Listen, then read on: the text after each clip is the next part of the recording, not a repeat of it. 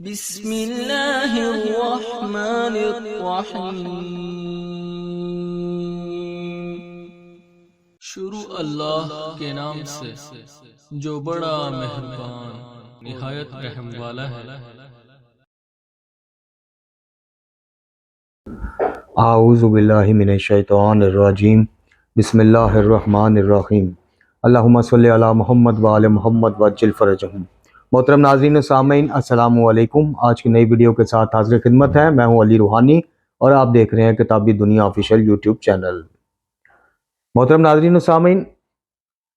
ہماری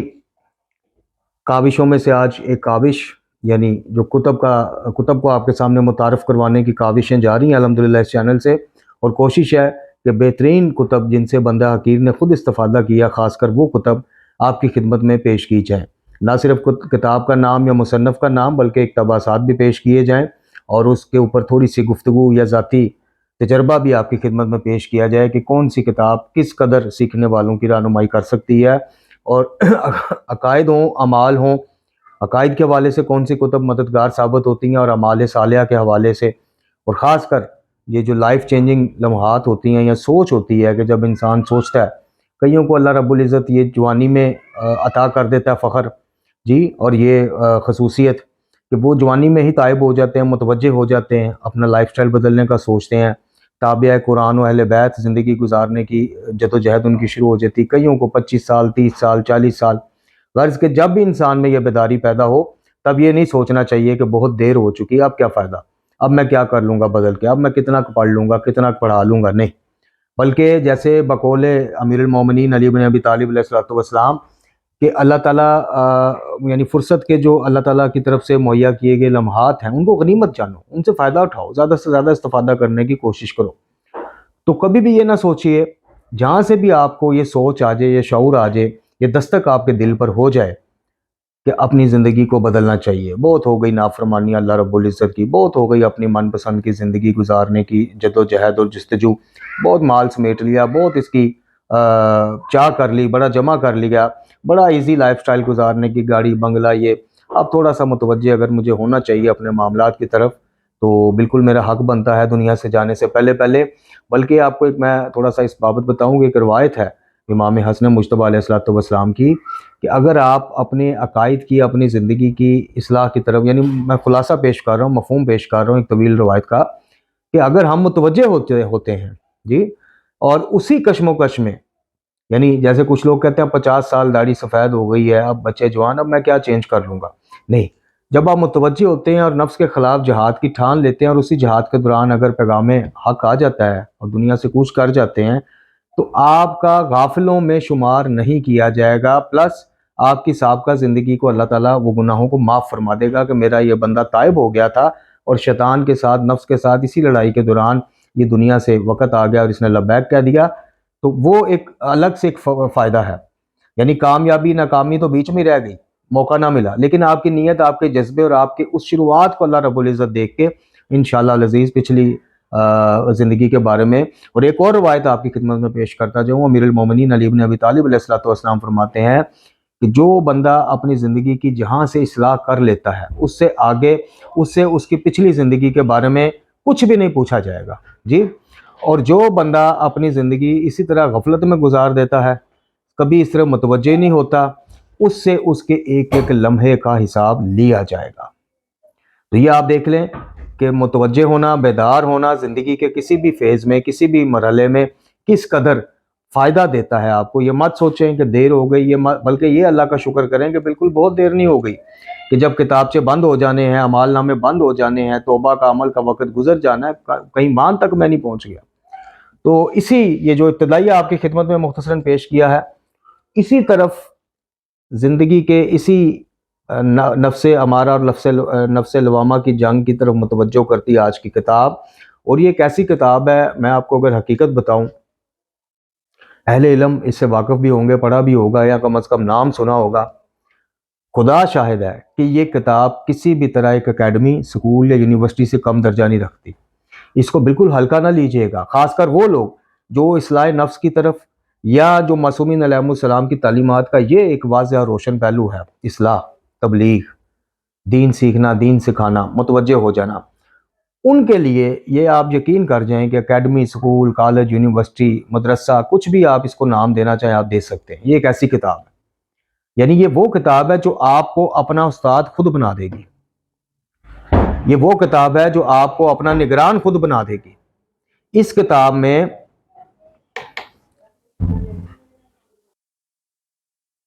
تو یہ جو کتاب ہے یہ ایک یونیورسٹی اور استاد اور نگران کا درجہ رکھتی ہے، کم از کم میرے لیے تو صحیح۔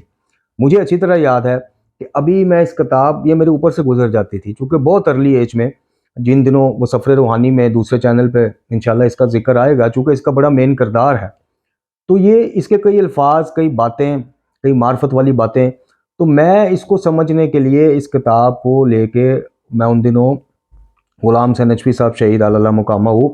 میں جامعۃ المنتظر جمعے کے بعد ان کی مجلس کے بعد ہم نے ٹائم ان سے باقاعدہ لیا ہوا تھا 1 گھنٹہ ہمیں پڑھانے کا، تو میں ان سے جا کے سیکھتا تھا۔ اور پھر اللہ کا شکر ہے کہ جب یہ نیا ایڈیشن اس کا آتا گیا، اس کے مفہوم جو ہیں تھوڑے سے سلیس کر کے اردو کے وہ کرتے گئے اور یہ سمجھ میں بیٹھنا شروع ہو گئی۔ تو آج اس کتاب کا نام سب سے پہلے، اور اس کتاب کا جناب آپ کو فہرست اور دباچہ بعد میں پڑھ کے سناتے ہیں، یہ ہے جی عروج السعادت۔ یہ ترجمہ ہے اس کتاب کا، اس کا نام ہے معراج السعادت، اور اس کے مصنف ہیں حجت الاسلام مولانا احمد نراقی علیہ رحمہ، اور اس کو ترجمہ کیا تھا مولانا امیر محمد علی لائق نے، اور یہ انڈیا سے غالباً ان کا تعلق تھا، اور اس ترجمے کو تقریباً 80-90 سال، شاید اس سے بھی زیادہ، یا شاید 70-80 سال، اتنا بہرحال کم از کم 70 سال سے اوپر اس کا انہوں نے ترجمہ کیا تھا امیر محمد علی لائق صاحب نے۔ اور یہ بات جو ہے یہ بھی قبلہ نجفی صاحب شہید نے مجھے بتائی تھی کہ اس کا ترجمہ کرنے والی شخصیت بھی بڑی علمی شخصیت ہے۔ یہ کتاب ہے جی عروج السعادت، معراج السعادت نامی کتاب کا یہ ترجمہ ہے۔ اور نفس کیا ہے، نفس کی حقیقتیں کیا ہیں، نفس سے اگر کوئی جہاد کرنا چاہے تو کون کون سے اسلحے سے لیس ہونا چاہیے، نفس کی معرفت کیا ہے، بقول امیر المومنین علی بن ابی طالب علیہ السلام کہ نفس کی پہچان رب کی پہچان کروا دیتی ہے، یعنی جو انسان اپنے آپ کو پہچان لیتا ہے وہ اپنے بنانے والے خالق تک بھی پہنچ جاتا ہے۔ یہ کتاب مطلب کہ تقریباً اس کے میں آپ کو بتاتا ہوں، اس کے صفحات جو ہیں تقریباً 950 صفحات پر مشتمل ہے، اور یہ 30 سے زیادہ ابواب کے اوپر مشتمل ہے، اور ہر باب میں تفصیلی طور پہ، اور اس کا جو موضوع ہی یہ ہے، اس کا موضوع ہی یہ ہے، اس کے پہلے چیپٹرز آپ پڑھنا شروع کریں گے آپ کو پہلے نفس کا بتایا جائے گا، پھر نفس کی جو جال ہیں ان کے بارے میں متعارف کروایا جائے گا، پھر یہ علماء کو کیسے دھوکہ دیتا ہے، یعنی شیاطین جو ہیں بڑے سیانے ہیں، شیاطین کا جو لشکر ہے انہوں نے کیٹاگریز بنائی ہوئی ہیں، انہوں نے ایک فاسق ان پڑھ فاجر کو کس طرح سے اس کی غفلت میں مبتلا رکھنا ہے اس کے لیے علیحدہ ان کے ہتھیار ہیں جی، انہوں نے تھوڑا سا معرفت، علم اور شعور رکھنے والے کو کیسے جال میں گھیرنا ہے، کیسے گھیرا ڈالنا ہے، وہ اس کے علیحدہ ہیں، خواتین کے لیے اس کے علیحدہ ہیں جی، اور ایک پڑھے لکھے سلجھے آدمی کے لیے اس کے چال اور جال الگ سے ہیں، اور ایک عالم کے لیے الگ ہیں، عابد کے لیے الگ ہیں، یعنی ہر ایک کا گھیرنے کا جو طریقہ ہے، ایسا نہیں ہے کہ شیطان نے خدا نخواستہ مجھے زنا یا شراب کی طرف لے جانا ہے تو جو میرے اوپر اس نے ہتھیار استعمال کرنے ہیں وہی ایک عالم کے اوپر یا ایک عابد کے اوپر بھی کرنے ہوں، یہ وہی ایک متقی اور پارس نہیں، اس کے لیے اس کا ہتھیار بھی اتنا جدید اور اتنا خوش نمائی اور اس میں لپیٹا ہوا وہ جال تیار کرے گا عالم کو دھوکہ دینے کے لیے، متقی کو دھوکہ دینے کے لیے۔ مجھ جیسے گناہ گار تو 1-2 دانوں پہ اوپر شاید بہک جائیں، لیکن عالم اور متقی کو اس کو پتہ ہے بڑا زور لگانا پڑے گا، تو اس کے لیے تو یہ ساری چیزیں جو میں آپ کو بتا رہا ہوں یہ اس میں آپ کو ملیں گی، نفس کی معرفت ملے گی، نفس لوامہ کسے کہتے ہیں، نفس امارہ کیا ہے، ان دونوں میں فرق کیا ہے، یہ دونوں جسمانیات سے تعلق رکھتے ہیں، روحانیت سے ان کا تعلق ہے، یہ ساری چیزیں انشاءاللہ آپ کو سیکھ کے، اور یہ اچھا اس کی ایک اور خوبی آپ کو میں بتاؤں گی، آپ کو مشق کروائے گی کتاب، یعنی ایسا نہیں ہے کہ اس کو پڑھ کے آپ بس ایک ناول سمجھ کے مزہ لے لیا 10-15 منٹ پڑھ نہیں، آپ دیکھیے گا کہ جیسے جیسے اس کے صفحات آپ پڑھیں گے نا آپ مشق کرنے پہ مجبور ہو جائیں گے، ریاضت کرنے پہ آپ کا دل کرے گا کہ یار یہ جو فائٹ ہے، یہ جو راؤنڈ نمبر 1 ہے نفس کے خلاف، یہ میں جیتوں، دوسرا میں ہار گیا ہوں، تیسرا میں فائنل میں جیتوں، اس طرح کر کے آپ کو بڑا مطلب ایک چینج نظر آئے گا۔ تو چلتے ہیں جی آپ کی خدمت میں، سب سے پہلے جو مترجم نے اس کا ایک پیش لفظ لکھا ہے وہ پڑھ کے سناتے ہیں، لکھتے ہیں کہ جی حمد و سپاس اسی یگانہ پروردگار کے لیے سزاوار ہے جس کے لمعات انوار جلال و جمال قلوب اہل عرفان میں جلوہ گر ہیں، وہ عرفان جو انسان کو انسانیت کی منزل تک فائز کر دے، یعنی وہ ایک عرفان جو تصوف کا نام رکھا ہوا ہے وہ نہیں، حقیقی عرفان جو قرآن اور اہل بیت اور تعلیمات اہل بیت سے ملتا ہے جی۔ اچھا جی، جس کے براہین ربوبیت عرش سے لے کر فرش تک ذرے ذرے میں اپنی تابش دکھا رہے ہیں، اور ہر شے میں جس کا فیض ربوبیت آشکار ہے، ہر ذرے میں حرکت اور ہر حرکت میں اس کی تلاش میں سرگشتہ ہے، ہر رنگ میں ظاہر بلکہ ظہور اسی کے لیے مخصوص ہے، ہر ظہور میں غائب حتیٰ کہ غائب اسی کے لیے منصوص، دیدہ ظاہر اس کے ادراک سے عاجز اور چشم بصیرت درجہ ملاقات پر فائز، عقول ادراک کنائے حقیقت میں حیران ہے، مگر ہر عقل میں رنگ صفات و درخشاں، ملائکہ کا خالق، روح کا محدث، بس وہی قدیم سب حادث، العجب ثم العجب، حادثات سے قدیم تک تعلق، مخلوق سے خالق کا ربط، ممکن سے واجب کا رشتہ۔ پس ہزار ہزار درود ہو اس رخ انور پر جس نے فیوز واجبی کو ممکنات پر تقسیم کرنے میں کوئی کسر نہ چھوڑی۔ حمد و صلوات کے بعد واضح ہو کہ فی زمانہ اگرچہ علوم کی ترقی ہے، لیکن اس کے ساتھ ہی امر بھی ہر عاقل کو تسلیم کرنا پڑے گا کہ انسان اخلاقی طور پر روز بروز پستی کی طرف کھنچتے چلے جا رہے ہیں، ہمائے بلند پرواز روحانی اسفل سافلین کی طرف مائل ہے، اور طبیعت مادیات کے دام میں کچھ ایسی الجھی ہے کہ عارفانہ جذبات اگر ابھرتے ہیں تو نظر تصاویر گلی ہو کر رہ جاتے ہیں۔ مادے کو رنگینیوں میں اس بلا کی کشش پیدا ہو گئی کہ قلوب ارباب مذاق کا جذوب و مجذوب و مادیات ہو کر رہ گیا، کمال انسانیت مفقود اور ہر ناقص میں دعوے انانیت موجود، خود پرستیوں کی آندھی میں استعداد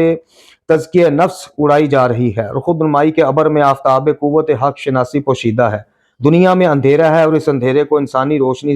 روشنی سے تعبیر کر رہا ہے، یعنی اس اندھیرے کو ہی روشنی سمجھ رہا ہے۔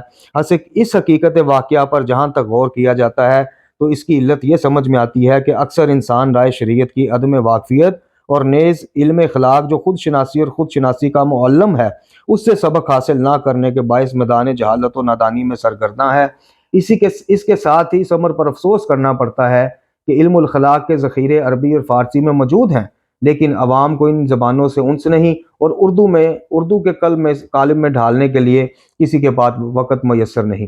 ان خیالات کو پیش نظر رکھ کر میں نے ارادہ کیا کہ اپنے ولی نعم اعلیٰ حضور پر نور بندگان عالی متعال مدظل عالیہ جناب نواب میر عثمان علی خان بہادر فتح جنگ سے استفادہ کیا جائے اور اس کتاب کو اردو زبان میں ڈھالنے کی خدمت کو سر انجام دوں۔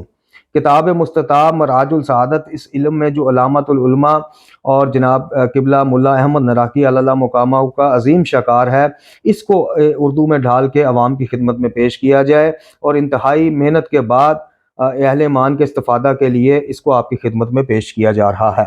اچھا، اب اس کتاب میں کلیہ اور اصول جو میں نے رکھا یہ بعد میں سمجھا میں، یعنی اب سمجھ گئے ہیں تو ظاہر ہے اپنے نوجوانوں کو سمجھانے کے لیے ایک چیز آپ نے ذہن میں رکھنی ہے، چونکہ یہ کتاب تزکیہ نفس کے حوالے سے ہے، اس سے واقعات کے حوالے سے ہے، سبق آموز کہانیاں اس میں ملیں گی، کچھ بزرگان کے اقوال بھی ملیں گے، لیکن جو کلیہ آپ نے اپنے ذہن میں رکھنا ہے کسی بھی کتاب کو پڑھنے کے لیے، خاص کر ایسی کتابیں،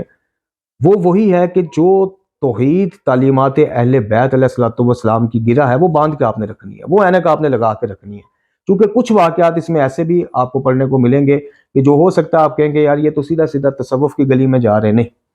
وہ آپ کو سمجھانے کے لیے انہوں نے واقعہ ضرور نقل کیا ہوگا، لیکن ساتھ دعوت فکر بھی آپ کو دی ہوگی کہ قرآن اور اہل بیت کی تعلیمات سے باہر جو چیز جاتی نظر آئے اس کو جانے دیجیے گا، اس کے ارد گرد گھیرا نہ ڈالیے گا، گھیرا آپ نے اسی چیز پہ ڈالنا ہے جو آپ کو مطابق قرآن اور مطابق اہل بیت علیہ الصلوۃ والسلام کی تعلیمات کے ملے۔ اچھا جی، اس کا پہلا باب جناب وہ ہے، اس کا عنوان ہے بعض مقدمات مفید، فصل نمبر 1 فائدہ شناخت نفس، فصل نمبر 2 کیفیت شناخت نفس، فصل نمبر 3 آدمی کا نفس عالم جسمانیت سے ہے یا نہیں ہے، فصل نمبر 4 آدمی اپنی حقیقت نفس کے باعث تمام حیوانات پر ممتاز ہے کہ نہیں ہے،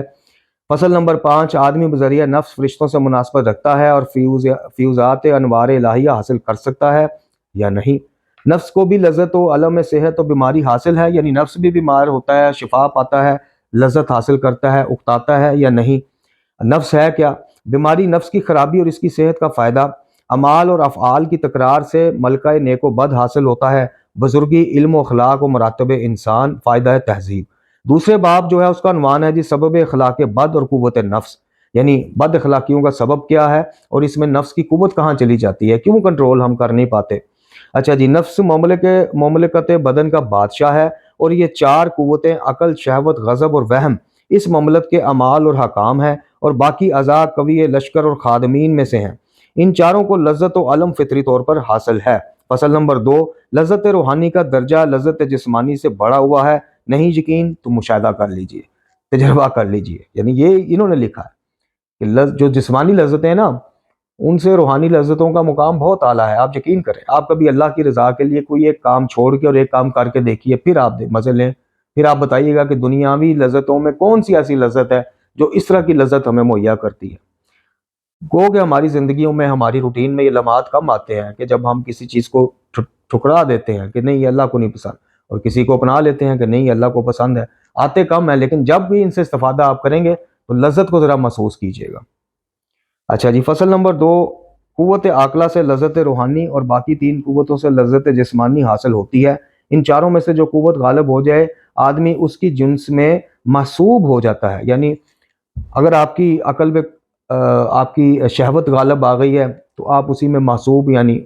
محصور ہو کے رہ جائیں گے،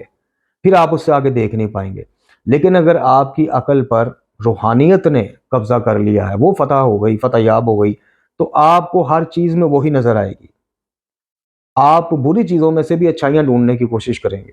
یعنی کسی نے آپ کی غیبت کی تو آپ اس کو تھوڑی سی سپیس دیں گے کہ شاید یار وہ میری اس گناہ یا اس غلطی سے جل کڑ رہا ہو، میری صلاح چاہتا ہو، اس لیے اس نے فلانے سے بات کی ہو، مطلب اس قسم کی چیزیں۔ اچھا جی، فصل نمبر 3، تمام نیکیوں اور برائیوں کا مصدر یہی 4 قوتیں ہیں۔ فصل نمبر 4، چاروں قوتوں کی شان اور تہذیب یہ 4 فضیلتیں ہیں، یعنی حکمت، عدالت، شجاعت اور عفت۔ فصل نمبر 5، قوت عاملہ کی فرما برداری کے باعث ہر ایک قوت سے ایک صفت حاصل ہوتی ہے۔ فصل نمبر 6، 4 صفات مذکورہ کے تحت میں تمام فضائل ہیں جو وسط کا یعنی میانہ روی کا حکم رکھتے ہیں، تمام اخلاق رذیلہ افراط یا تفریط کی طرف واقع ہیں۔ فصل نمبر 7، ہر صفت حسنہ کے مقابل صفات رذیلہ کے 2 جنس ہوا کرتے ہیں، ایک افراد دوسری تفریط۔ اسی طرح یہ پھر اس کے باب جو ہیں اخلاق حسنہ کی محافظت اور اخلاق رذیلہ یعنی برے اخلاق کے معالجات کا کلیہ، یعنی ان کے برے اخلاق کی آپ نے وہ کرنی، علاج کرنا ہے تو اس کا کیا کلیہ ہوگا۔ اقسام اخلاق کیا ہیں، قوت عاملہ کے متعلقات جنہیں عدالت کہتے ہیں، شرافت میں میانہ روی، اسی طرح حقوق برادران، حقوق انسان، اس طرح کر کے یہ سارے مطلب بہت لمبی فہرست ہے جی اس کی، 950 صفحات ہیں، تو آپ خود ہی دیکھ لیں کہ ہر جو موضوع ہے اس کے اوپر کس قدر مصنف نے اپنی کس قدر عقل اور کس قدر ذہن کھپایا ہوگا، کتنا وقت لگا ہوگا۔ یہ 950 کی کتاب آج اگر کوئی لکھنے بیٹھے تو آج کی تیز زندگی میں جہاں اتنی سہولتیں ہیں، کمپیوٹرائز کمپوزنگ، یہ وہ الٹرم پلٹرم، آج یہ بھی سہولت ہے کہ آپ بولتے جائے ریکارڈ کر کے بعد میں کوئی اس کو، لیکن اس وقت کو تھوڑا سا دیکھیے کہ کتنی محنت کے ساتھ انہوں نے، اور یہ تحفہ آپ دیکھیں وہ خود چلے گئے ہیں دنیا سے، لیکن جہاں جہاں یہ کتاب پڑھی جائے گی اور اس سے استفادہ کیا جائے گا، آپ بتائیے کہ عالم برزخ میں بیٹھ کے ان کو کس قدر اجر و ثواب مل رہا ہوگا۔ اور یہی گزارش میں اینڈ میں آپ سے کرتا ہوں اور آج بھی کروں گا۔ اب اس کتاب کی جو قیمت ہے جی 750 روپیہ ہے جی،